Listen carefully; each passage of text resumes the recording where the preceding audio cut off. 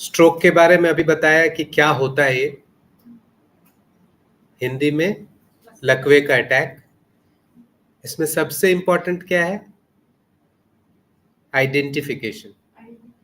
आपने अगर पहचान लिया कि ये स्ट्रोक है तो आप कुछ करेंगे। तो करना क्या चाहिए आपको पता है? स्ट्रोक में क्या करना चाहिए? आपने आइडेंटिफाई कर लिया इसी वक्त ट्रेन में हुआ ये स्ट्रोक है, अब क्या करने से क्या होगा? अच्छा, और सब लोग पार्टिसिपेट करें। सर पहले से तो वो उसका टेंट वगैरह वो करना चाहिए, क्योंकि ये साइड से आएगा, कहीं दब जाए तो ब्लीडिंग वगैरह नहीं हो सकता है। अच्छा, और ठीक है, और सबसे इम्पोर्टेंट अभी आया नहीं है। हाँ, प्यूपिल्स मॉनिटरिंग। और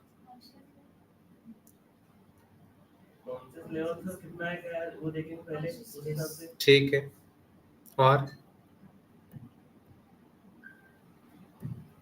सिम्टम्स देखते हैं तो समझ में आता है कि तो आपने समझ लिया कि स्ट्रोक आ गया है, अब क्या होगा, क्या करना चाहिए?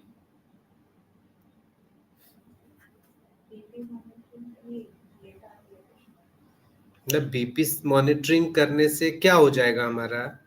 कुछ करेंगे, कुछ करना चाहिए। हार्ट अटैक आता है तो बीपी मॉनिटरिंग क्यों नहीं करते घर में हम लोग? नहीं, कहीं भी हॉस्पिटल में सबसे सही। हाँ,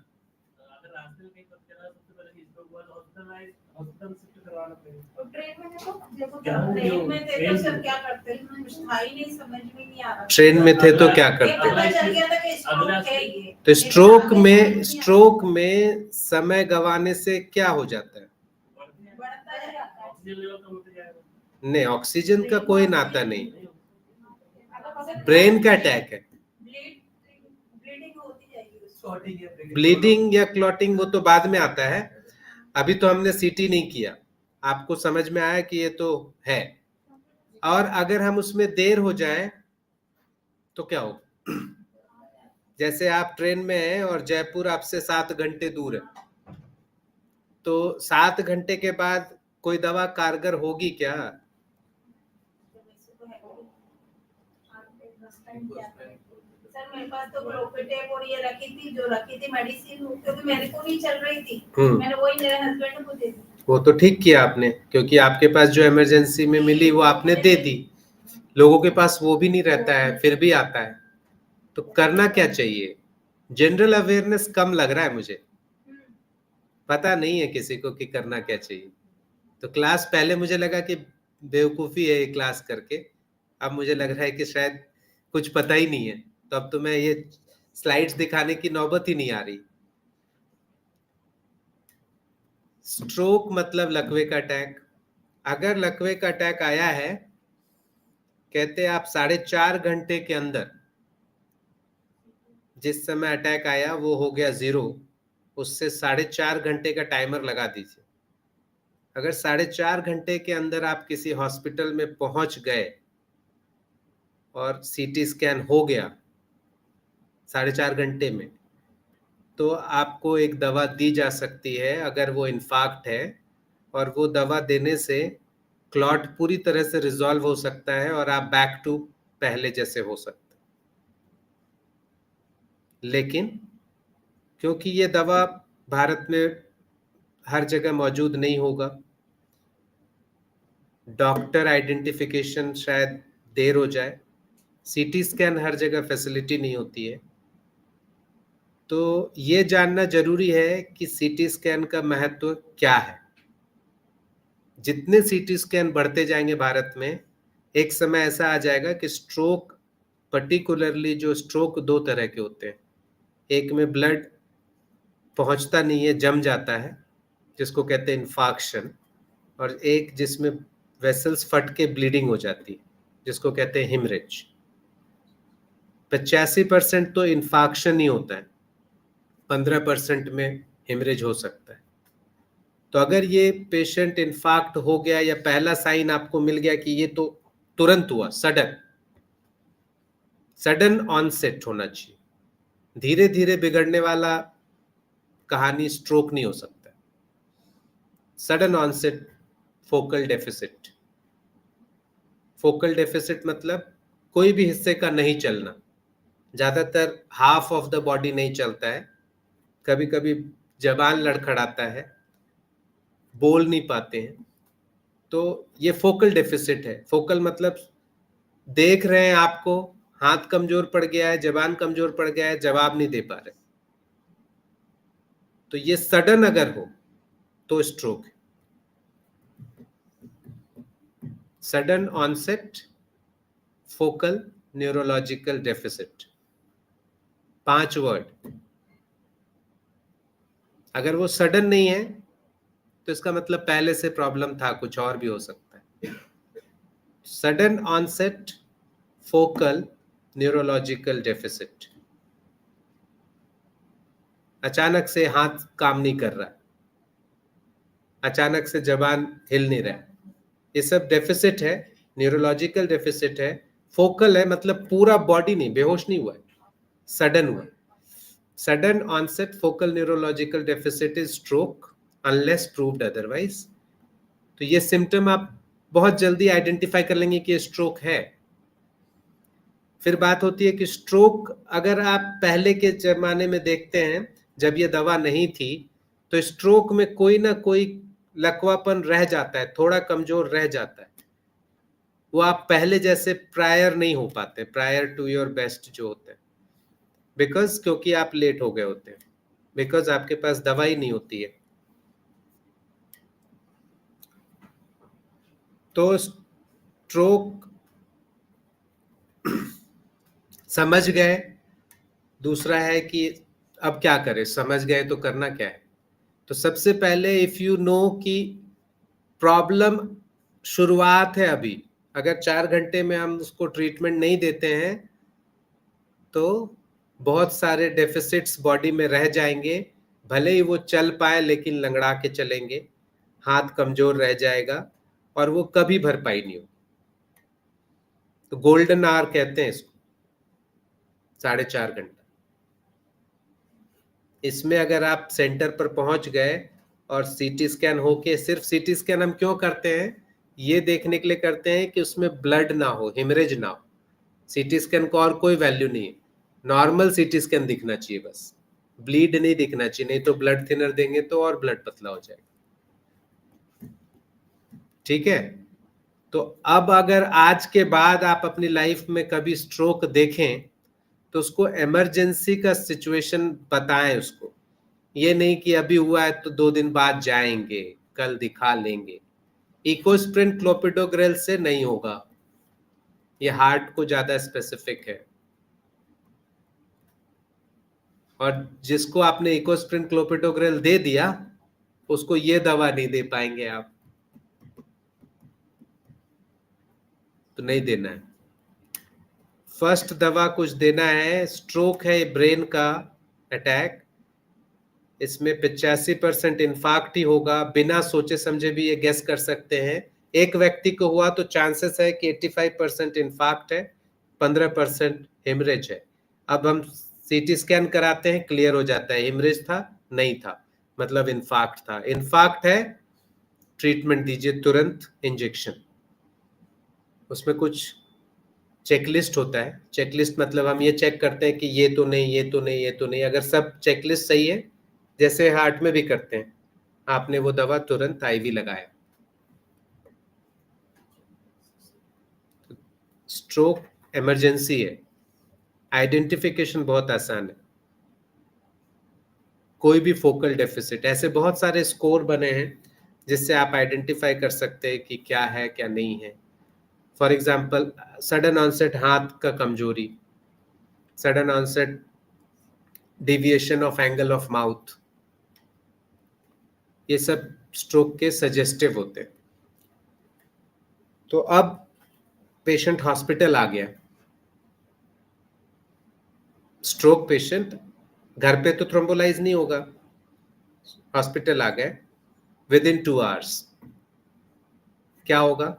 सबसे पहले एक वाइटल्स चेक होके सीटी, सीटी होके वापस आएगा और तुरंत रिपोर्टिंग होगी सीटी की। वो ऐसे नहीं कि 4 घंटे बाद रिपोर्ट होता है। अगर कोई रूटीनली भी देख के बता सकता है कि ब्लीड नहीं है और उस समय इलाज कर सकता है। तो वंस डिसाइडेड कि अब इसको देना है, फिर आईसीयू में ले जाके मॉनिटरिंग के अंडर में ये दवा दी जा सकती है। टेनिक्टिप्लेज नाम है दवा का। पहले आपने कितने थ्रोम्बोलिटिक एजेंट्स का नाम जानते हैं?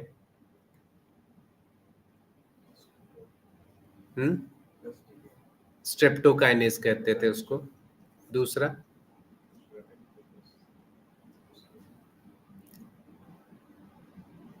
प्लेज, आगे जो सफिक्स में प्लेज रहे, जैसे टेनिक्टिप्लेज, रेटिप्लेज, अल्टीप्लेज, ये सब ब्लड थिनर है।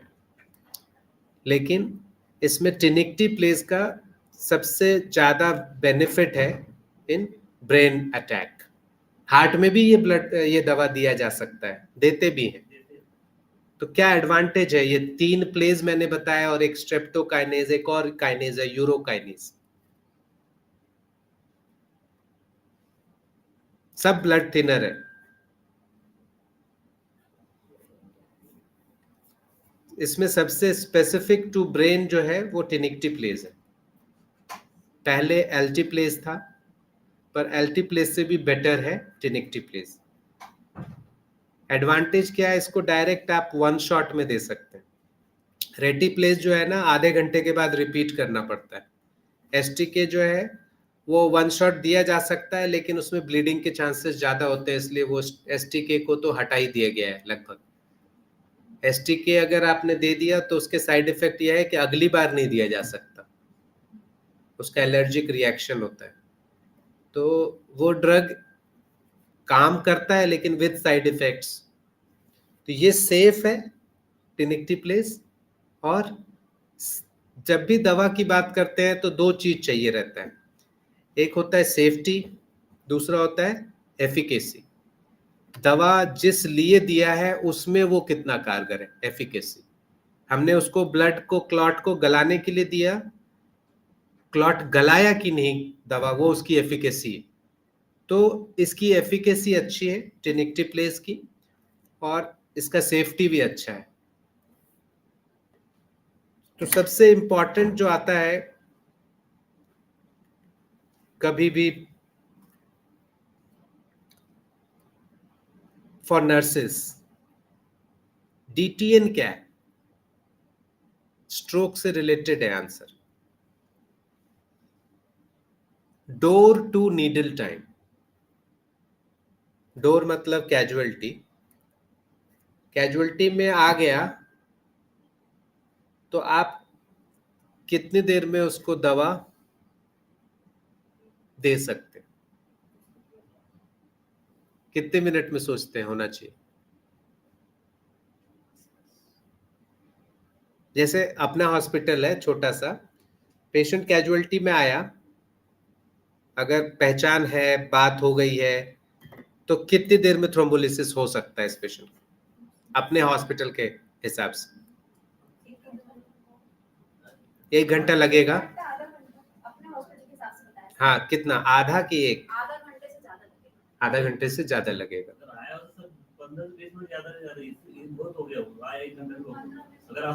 15 से 20 मिनट में हो जाएगा। हाँ। सीटी स्कैन करना है उसका। सीटी स्कैन, आप पहले ब्लड प्रेशर लेते हो, आपने एक स्कोरिंग सिस्टम में वो कर लिया, आपको पक्का हो गया कि स्ट्रोक है, और आपने बोला इसका जल्दी से सीटी स्कैन करो। सीटी स्कैन किया, फिर पता चला कि सीटी स्कैन में ब्लड नहीं है, फिर हमने डिसाइड किया कि अब इसको देना है। 1 घंटे से ज्यादा लगेगा, तो इसको कम करना अपना टारगेट होना चाहिए। हॉस्पिटल के नर्सिंग स्टाफ, हॉस्पिटल के डॉक्टर्स, हॉस्पिटल के और स्टाफ, रेडियोलॉजी, फार्मेसी, फार्मेसी के पास ये दवा ही नहीं रहता है रेडी टू, फिर वो दूसरे हॉस्पिटल से मंगाते हैं।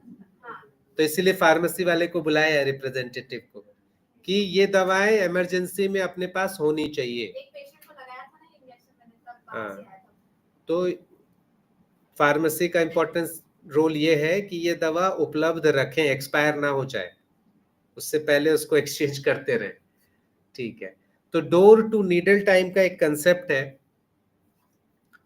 जैसे हार्ट अटैक में क्या है वो टाइम, एएचए के कोर्स, अमेरिकन हार्ट एसोसिएशन का जो कोर्स होता है उसमें हम लोग बताते हैं हार्ट अटैक में क्या टाइम है।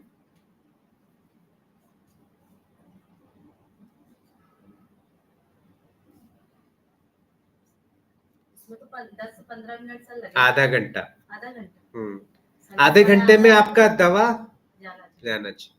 यहाँ ये थोड़ा लिबरल है क्योंकि सीटी स्कैन भी करना है। 60 मिनट्स।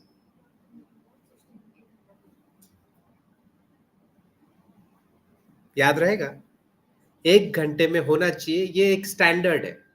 ये अमेरिकन हार्ट एसोसिएशन और अमेरिकन स्ट्रोक एसोसिएशन दोनों ने एक गाइडलाइन बनाई जिसमें ये टारगेट रखा गया कि ये टारगेट में अगर होता है तब तो आप हॉस्पिटल ठीक ठाक, नहीं तो हॉस्पिटल के स्टाफ, हॉस्पिटल का सब कुछ दांव पर लगा हुआ। क्वालिटी मैनेजर का सबसे बड़ा रोल होगा, नहीं कि ये एक ऐसा सिस्टम बना के दें हॉस्पिटल को कि ये कर सके with in this time framework. तो इसका रिकॉर्ड होता है कैसे? यस, क्योंकि अगले 6 एडिशन में ना, अभी 5th एडिशन में ना, 6th एडिशन में ये है कि परफॉर्मेंस इंडिकेटर नहीं है, क्वालिटी इंडिकेटर मॉनिटर करें, उसमें से वन ऑफ करना है। बड़ा है 18 इंडिकेटर ऐड ऑन करें जिसमें से ये तो अब जैसे ही डोर पे आया, कैजुअलिटी अपना डोर है, टाइम स्टार्ट्स। आप वो आराम से नहीं कर सकते। आप आपको ये सब 1 घंटे के अंदर क्लोज करना है। तो ऐसा फ्लो होता है कुछ। हॉस्पिटल में आए, यहाँ इमरजेंसी में आए, अपना तो इमरजेंसी और हॉस्पिटल एक हो जाएगा, तो ये टाइम जो है 0 हो गया, बच जाएगा। फिर आप क्या करोगे, नर्स क्या करेगी, नर्स तो हिस्ट्री में करती नहीं है, तो वो टाइम भी बच जाएगा। वाइटल्स ले लेगी और लैब भेज देगी। नहीं सर का वेट करेंगे। नहीं, सर तो इमरजेंसी में एक डॉक्टर उसको असेस करेगा। वो बहुत जल्दी असेस करने की जरूरत नहीं है। अगर कोई सीधा मैं पूछूंगा कब हुआ, अभी हुआ, 1 घंटे पहले हुआ, तो आपको पता है deficit, neurological deficit, sudden onset stroke है अनलेस प्रूव्ड अदरवाइज। आपको पता है, सिर्फ आपको ब्लीडिंग रूल आउट करने के लिए सीटी करना है। कई जगह पर सीटी स्कैन नहीं होता है, तो अगर in the better interest of patient आप मान लो कि 85% में तो इन्फाक्ट ही होता है, तो आप मान लो कि है, and reduce the time, but with a caveat, with a warning कि अगर ब्लीडिंग हुआ तो उसको नुकसान हो जाएगा। सीटी स्कैन होगा, फिर सीटी स्कैन में होते ही उसका एक डॉक्टर उसको देख के समझ लेना चाहिए सीटी के फिल्म को कि ये ब्लीड नहीं है। फिर वो आईसीयू में लिया जाएगा। आईसीयू में हमने डिसीजन कर लिया कि थ्रोम्बोलिसिस करना है, हमने लिख के दिया, फार्मेसी ने दवा डिलीवर किया, और जब तक दवा आता है तब तक हम एक चेकलिस्ट, जिसको कि चेकलिस्ट का मतलब ये है जैसे सर्जिकल वाला चेकलिस्ट है ना, हम लोग चेक करते हैं कि ये है क्या भैया, ये है, तो उसी तरह से एक स्ट्रोक का चेकलिस्ट होता है। जब हमने डिसाइड कर लिया कि ब्लड थिनर देना है, तो उस चेकलिस्ट को भरने समय ये पता चल जाता है कि कुछ कॉन्ट्राइंडिकेशन तो नहीं थे जिसमें हमने जबरदस्ती दे दिया, तो वो चेक क्रॉस होने में पता चल जाएगा। क्या जैसे 3 महीने पहले मेजर ऑपरेशन हुआ है तो उसको नहीं देते हैं। तो इस तरह से चेकलिस्ट फिल किया, तब तक दवा आएगा और डिलीवर। क्या ललिता, हो जाएगा 1 घंटे में? सर हो जाना चाहिए। मेजर ऑपरेशन में सर कौन सा ऑपरेशन? मेजर ऑपरेशन मतलब कई बार ब्रेन के ही ऑपरेशन होते हैं, ट्यूमर वगैरह का, और भी बहुत कुछ होता है। नॉर्मल डिलीवरी वाले को दे देते हैं। नॉर्मल डिलीवरी तो दे सकते हैं।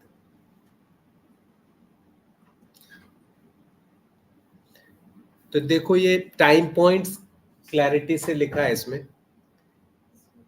जैसे ही डोर पे आया, टाइम स्टार्ट्स।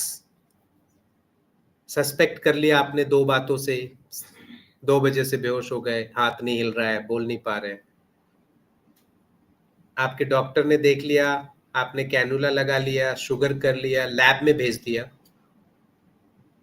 स्ट्रोक टीम अगर है तो उसको नोटिफाई कर दिया, नहीं है तो सीटी स्कैन को भेज दिया।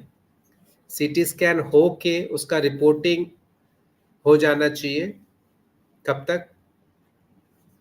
Within 45 minutes. विदिन 45 मिनट्स, क्योंकि आपको फिर वो ड्रग देना भी है।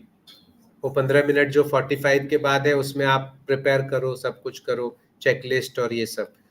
तो विद इन एन आवर आपने दवा अंदर पहुंचा दिया, तो फिर वो पॉसिबिलिटी ये है कि वो बैक टू जो एक अटैक आया था उसके पहले जैसा था वैसा हो जाए। तो इसके लिए टाइम ही सब कुछ है, टाइम इज ब्रेन। जितना टाइम आगे बढ़ता जाएगा ब्रेन उतना डैमेज परमानेंट होता चला जाएगा। जो हिस्सा हो गया डैमेज ब्रेन का वो कभी वापस नहीं आता है, उसका काम जो था वो चला गया, तो दूसरे जो बचे हुए ब्रेन है साइड के, वो उसका काम धीरे धीरे सीखना शुरू करता है। और इसीलिए स्ट्रोक का रिहैबिलिटेशन बहुत लंबा होता है और उसमें वो धीरे धीरे ब्रेन सीखता है कि ये पैर हिलाने का कुछ कोशिश कर ले, तो जो बचे खुचे साइड वाले नर्व कनेक्शन बनाता है इंसान मेहनत करके, समय लगता है उसको, उससे वो जितना चल सके। तो अपंगता से बचना है सबसे बड़ा इसमें, है ना। तो ये वर्क फ्लो तो हम जान गए कि ऐसा होता है।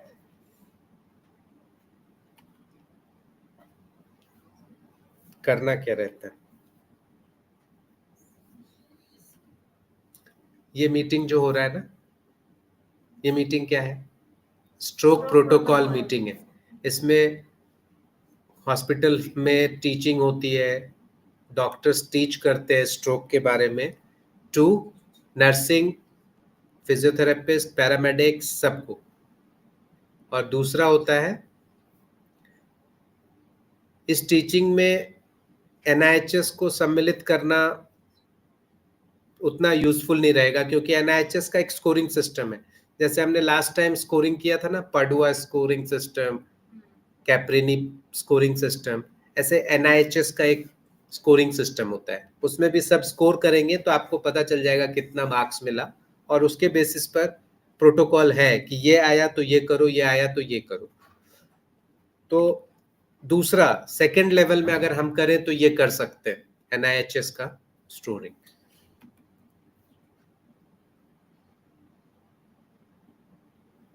ये क्या दिख रहा है?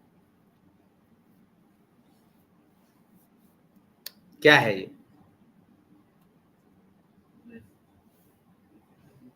क्या है?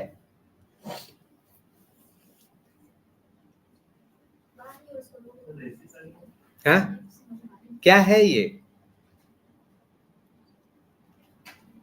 कोई तो बोलो। ये कार कोई मामूली कार नहीं है, रेसिंग कार है। फॉर्मूला 1 की रेसिंग कार का ना पिट स्टॉप होता है। पिट स्टॉप मतलब उस समय उसको ना सब कुछ चेंज करना होता है, चारों टायर खोलने होते हैं, फ्यूल भरना होता है और फिर से रेस में पार्टिसिपेट करता है। इसको कहते हैं पिट स्टॉप। तो पिट स्टॉप में ये रहता है कि जो टीम, ये सब मेंबर्स हैं, सब एक साथ काम करना शुरू करते हैं। और ये कितनी देर में कर लेते हैं काम? 4 टायर खोल के फ्यूल कर देते हैं। कभी देखा है formula 1 race? Within 30 seconds. इतने फास्ट है ये लोग। 4 टायर खुलता है तो ऐसा मैकेनिज्म है कि एक व्यक्ति टायर खोल रहा है तो दूसरा लगा रहा है, तो तीसरे को सब तैयारी है। मतलब सबके पास एक ही काम है और सीक्वेंस में वो ट्रेनिंग होती है कि सबसे पहले ब्लॉक कौन करेगा। स्पीड में आती है कार, उसको तुरंत रैंप लगा के रोकना होता है। रोका, दूसरे का काम होता है फट से वो स्क्रू खोल देना, तीसरे का काम होता है निकाल लेना, चौथे का लगा लेना, एक स्क्रू टाइट कर देना। विद इन 30 सेकेंड्स चारों टायर हो जाता है, एक फ्यूल भर देता है। और ये टाइम रेस के टाइम में इंक्लूडेड होता है, तो जो टीम इसमें अच्छा रहता है वो जीत ही जाएगा। ऐसे हम लोगों को काम करना चाहिए, तब हम स्ट्रोक, हार्ट अटैक, ये सब में कुछ कर पाएंगे। डिपार्टमेंट्स तो चारों ही इन्वॉल्व रहेंगे।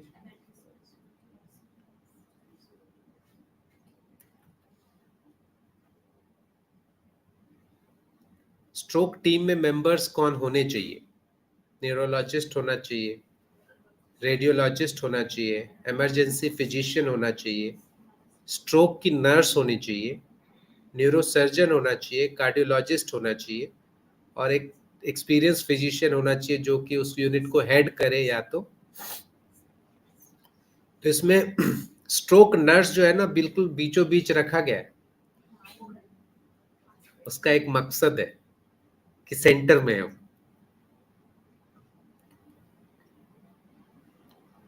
डॉक्टर्स एज यूजुअल पेरिफेरी वाले गायब होते रहते हैं, सेंटर में सिर्फ पेशेंट के साथ नर्स रह जाती। तो आपको पता चल गया ना कि अगर इतने स्टेप्स हैं, इतने स्टेप्स होने चाहिए, और इस होने में कोर में है नर्सिंग स्टाफ, कोर में है फार्मासिस्ट। नहीं, दवा नहीं मिलेगा तो नर्सिंग स्टाफ कुछ भी कर ले। अब इसमें क्या कारण है लेट होने के, ये स्टडी हो चुका है और उसमें से एक निकाला हुआ है। अगर पेशेंट रिलेटेड फैक्टर, जो कि पेशेंट या रिलेटिव रिलेटेड फैक्टर होते हैं, कि पता नहीं कब से शुरू हुआ, कोई मेडिकल हिस्ट्री पता नहीं, ब्लड प्रेशर बहुत ज्यादा था, कभी ठीक भी हो जाता है, हाथ वीक होता है, ठीक हो जाता है, जैसे इधर होते रहते हैं आप लोगों को दिन रात, 1 घंटे पहले हाथ कमजोर हो गया, फिर हाथ एकदम पावरफुल हो गया, ऐसा होता है ना? होता है, ऐसा होता है। तुम लोगों के साथ नहीं हुआ है? होगा, शादी होने के बाद होगा। नहीं नहीं, हो जाता है, वो जरूरत के हिसाब से होता है, डिमांड के हिसाब से होता है, और टाइम पे होता है, बिल्कुल मौके पर होता है। Patient has to undergo other treatment, हाँ, और या फिर कुछ ब्लड थिनर बोला था डॉक्टर ने, ले रहा था, कभी कभी फेंक दे रहा था। तो दीज आर फैक्टर्स जो कि पेशेंट के डिले कर सकता है। क्यों? अब आप सोच रहे हो कि अब पीटीआईएनआर भी कर लें क्या? आप सोच रहे हो पता नहीं ये 2 घंटे में हाथ उठा ले। तो these are factors which is related to patient. अब उसको हटा दें, उसको हम माने वो सब सही, अपनी बात आई, हॉस्पिटल के इंफ्रास्ट्रक्चर की बात है। आते ही हमने बोला अरे रुको, आराम से इसको लिटा दो, शर्मा सर आएंगे तब देखेंगे पैर में फ्रैक्चर है, तो यू मिस्ड इट, आपने सोचा ही नहीं कि ये स्ट्रोक है। तो ड्यूटी डॉक्टर का होना यहाँ अनिवार्यता था। अगर आपके हॉस्पिटल में इतने स्टाफ ही नहीं है, वार्ड बॉय नहीं है जल्दी से शिफ्ट करने वाले, तो भी प्रॉब्लम हो सकता है। ये अपने हॉस्पिटल की प्रॉब्लम नहीं। सीटी स्कैन रेडी नहीं रहता है हमेशा, मशीन तो है लेकिन टेक्नीशियन कॉल पे अवेलेबल है। बिकॉज हम लोग स्ट्रोक को प्रोमुलगेट, हम लोग प्रोपेगेट नहीं करते कि हम लोग स्ट्रोक टीम है, हम लोग स्ट्रोक पे काम ही नहीं कर रहे, लेकिन हमें पता होना चाहिए, और अगर हम यहाँ नहीं कहीं और जाएंगे तो स्ट्रोक टीम में हो सकते हैं। तो ये मेजर इश्यूज हैं।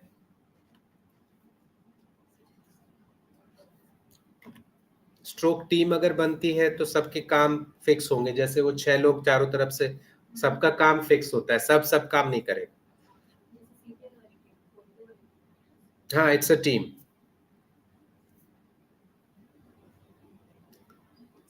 इस पर ज्यादा डिटेल अभी नहीं करते हैं, बिकॉज ये नेक्स्ट जब हम क्लास करेंगे ना, बी फास्ट से कुछ समझ में आता है।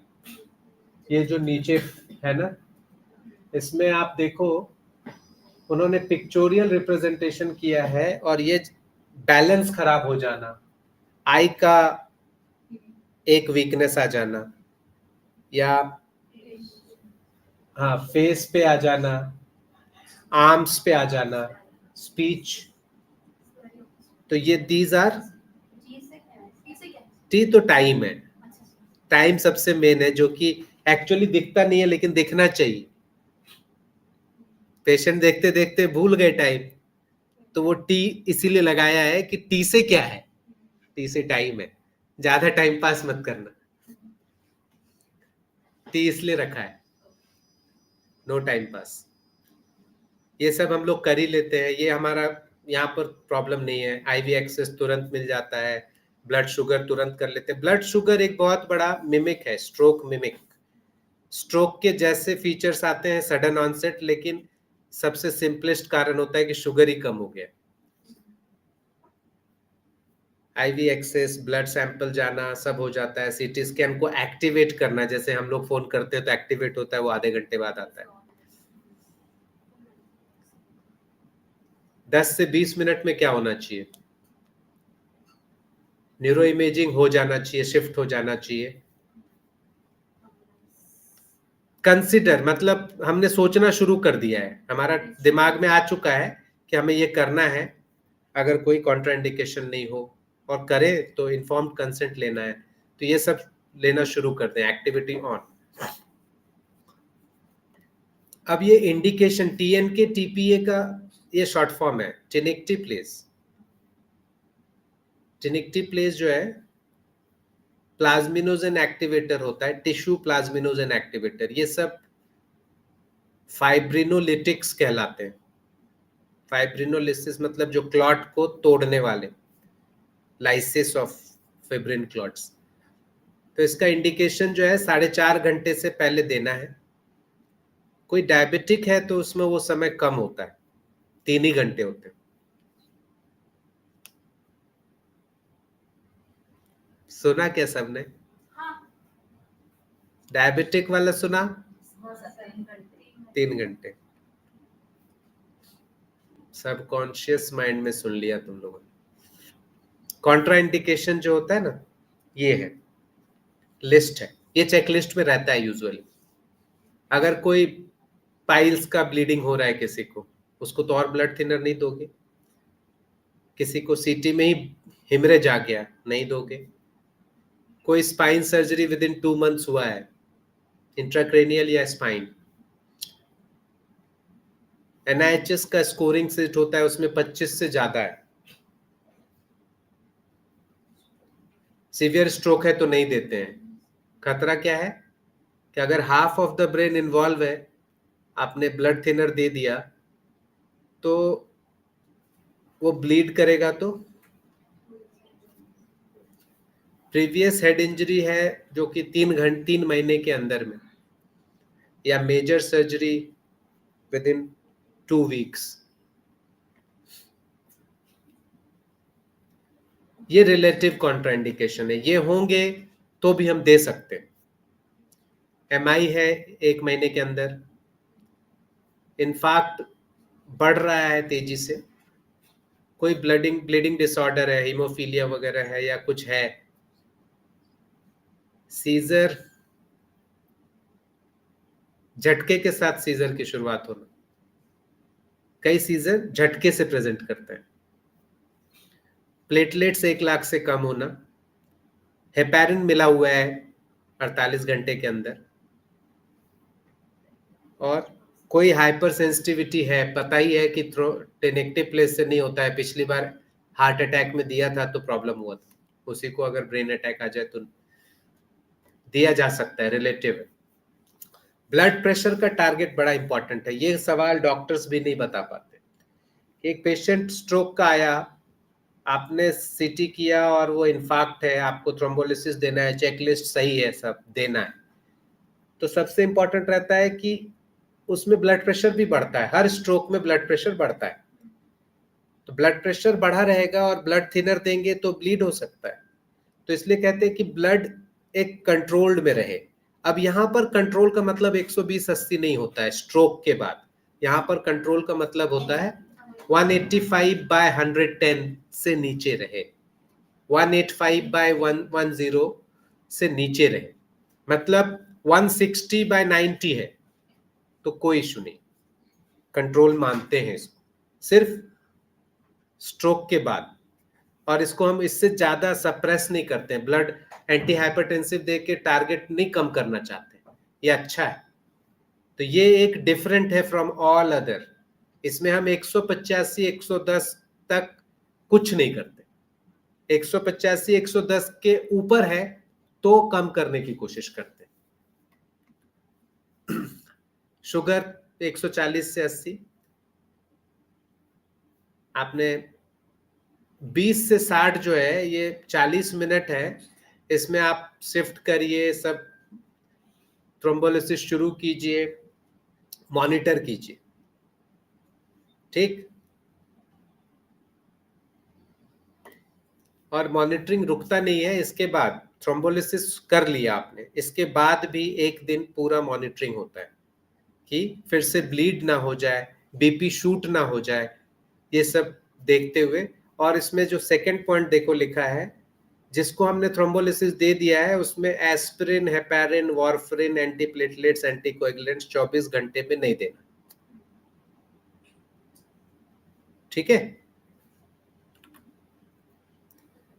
24 घंटे के बाद आप फिर से सीटी एमआरआई करना हो तो कर लें। और अगर पेशेंट ब्लीड ही कर गया है पोस्ट थ्रोम्बोलिसिस, तो फिर से एक अलग न्यूरो इमरजेंसी का प्रोटोकॉल होता है, उसको मैं अभी डिस्कस नहीं कर रहा हूँ। ऐसा करना चाहिए फिर से, वो भी एक अलग स्टेप है। तो ऐसा कुछ फ्लो चार्ट है जो मैंने आज बताया। 5 मिनट में क्या करना चाहिए, 10 मिनट में क्या करना चाहिए, 20 मिनट में क्या क्लोज होना चाहिए, 1 घंटे में क्या होना चाहिए और 1 दिन में क्या होना चाहिए। तो ये है टीम एफर्ट, टीम एफर्ट से करना चाहिए। Thank you.